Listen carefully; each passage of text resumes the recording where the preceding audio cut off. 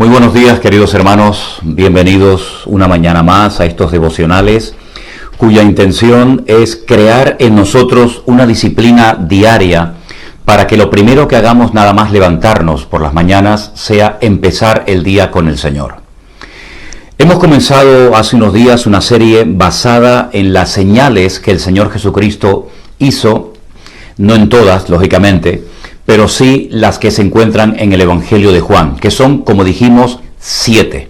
Hoy veremos la sexta señal o milagro que nos demuestra la superioridad, el control del Señor Jesucristo por encima del espacio, por encima del tiempo, por encima de la creación.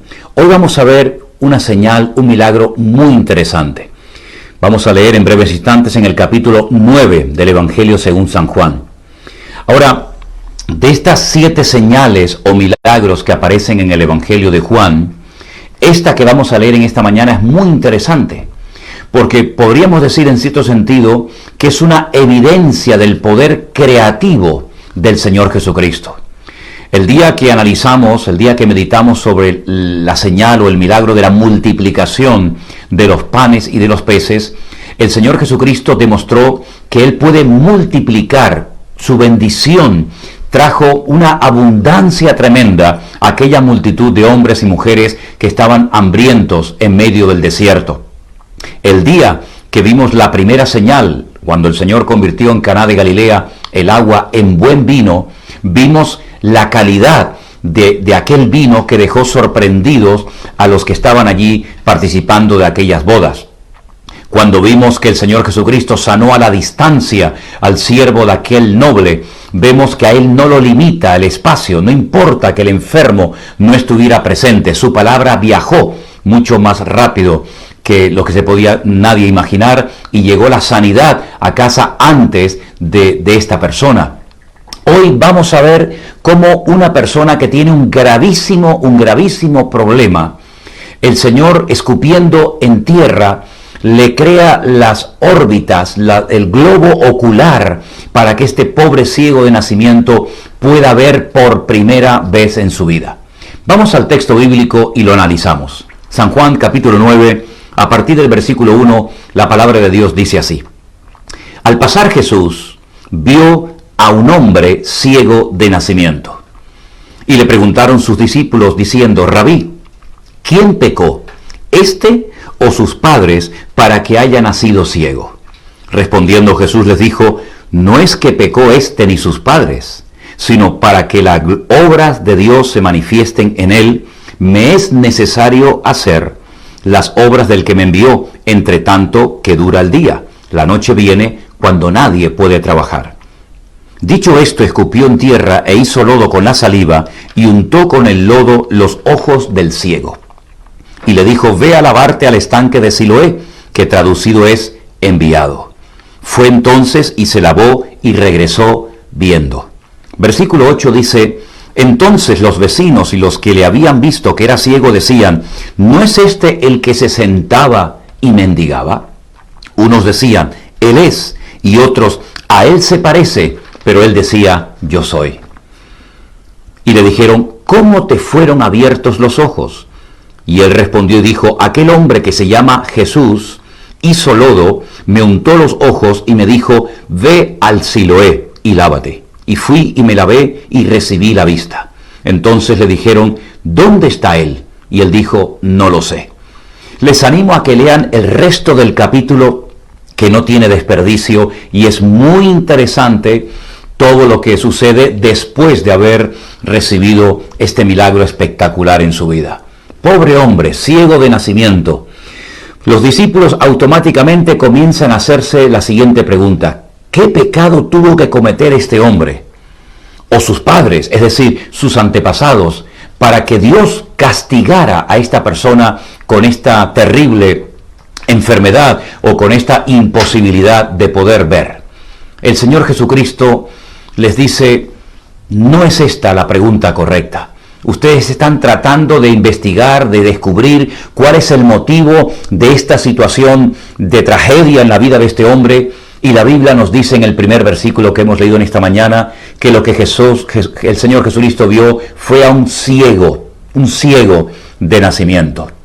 Qué diferente visión, qué diferente reacción ante la misma persona. Jesús ve la necesidad. Jesús no se pregunta el origen, la razón, el motivo por el que ha nacido ciego. Jesús ve la necesidad de la persona. Los discípulos, en vez de ver al ciego, aunque también lo vieron, ya empiezan a preguntarse el motivo, la razón por la cual este hombre nació ciego. Queridos hermanos, aquí lo importante no es lo que opine la gente, lo que digan referente a lo que nos está pasando o a lo que nos ha pasado en el pasado. Aquí lo importante y lo que tenemos que tener en cuenta es que no importa la situación en la que nos encontremos, de una enfermedad terrible, de una caída, un tropiezo, un fracaso en el matrimonio o en la economía, da igual. El Señor Jesucristo, lo importante es que Él observa, Él ve y actúa en consecuencia siempre a nuestro favor. ¿Qué más da? Aquí no se trata de echarle siempre la culpa a algo o a alguien. Aquí se trata de clamar a Dios, de pedir su ayuda, su intervención poderosa y milagrosa. Y la Biblia dice que el Señor intervino. Hizo algo que nunca, por lo menos en ninguna parte de los evangelios, vemos que haya hecho anteriormente.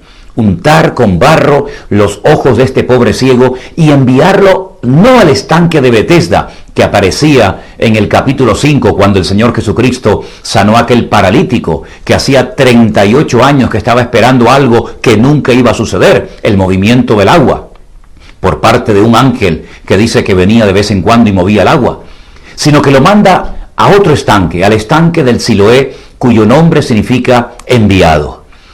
Es interesante porque la diferencia entre un estanque y otra es abismal. En el estanque de Siloé el agua está limpia, entra y sale, entra y sale. Todavía existe y se puede visitar ese estanque hermoso a las afueras de la antigua ciudad de Jerusalén. Sin embargo, el otro, el estanque de Betesda, era un lugar donde se retenía y se guardaba el agua de la lluvia. Y por eso ese agua entraba, pero no salía y al final pues se terminaba estancando.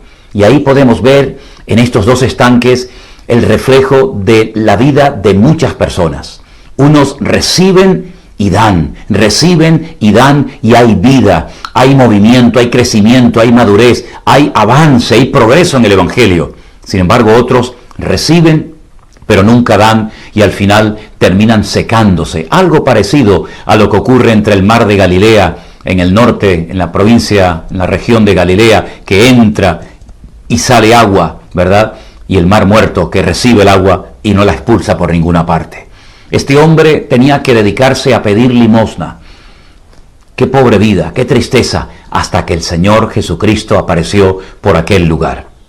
El Señor Jesucristo rompe ese mito, esos prejuicios de que toda enfermedad, y más esta, era consecuencia directa de un pecado, o bien de la persona, o de algún antepasado.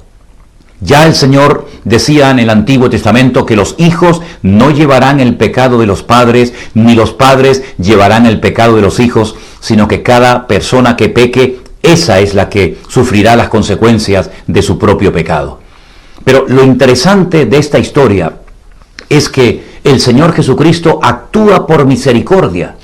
Este hombre no pide ayuda, este hombre está allí, el pobrecito, tirado en una calle pidiendo limosna, y el Señor lo ve y actúa por amor, actúa por misericordia. Y ese es el corazón de Dios, un amor constante y permanente hacia el necesitado. Un amor, una misericordia que no merecemos, lógicamente, en nuestra vida, pero que el Señor actúa porque nos ama y porque no quiere vernos sufrir.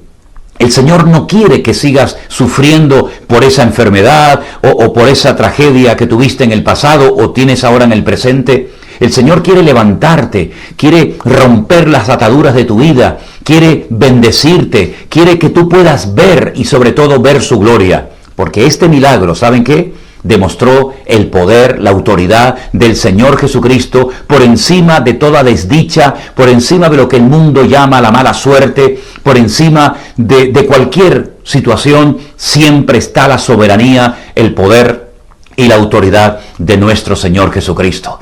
Él es el que tiene la última palabra. Y hoy tu problema, tu dificultad, tu prueba, tu lucha personal, Vamos a entregársela al Señor. Vamos a pedirle al Señor que nos abra los ojos para que veamos su gloria, porque esta situación terrible de un hombre que nunca iba a poder ver, porque tenía la cuenca de los ojos totalmente vacía, le faltaba el globo ocular, para el Señor fue una plataforma, fue una oportunidad para demostrar su poder y su autoridad. Y quién sabe si tu situación en este momento, tu problema, tu angustia, tu enfermedad, Dios la puede utilizar hoy para derramar su gloria y para demostrarte a ti y a todos los tuyos que Él es un Dios todopoderoso. Vamos a orar en esta mañana y presentar nuestras dificultades, nuestras pruebas, nuestros obstáculos al Señor y pedir su bendición para que hoy el Señor abra nuestros ojos y podamos ver su gloria. Eso es lo que tenemos que ver. No tanto al enemigo por todas partes, como lamentablemente muchos creyentes tienen la tendencia, la mala costumbre de estar todo el santo día viendo al enemigo, al diablo por todas partes. Vamos hoy a pedirle al Señor que abra nuestros ojos para verle a Él por todas partes, para ver su bendición, su cuidado, su amor, su misericordia. Oramos pues al Señor en este momento. Padre Celestial, te damos muchísimas gracias, Dios mío, en esta mañana, por este privilegio que nos das de empezar el día contigo, Señor.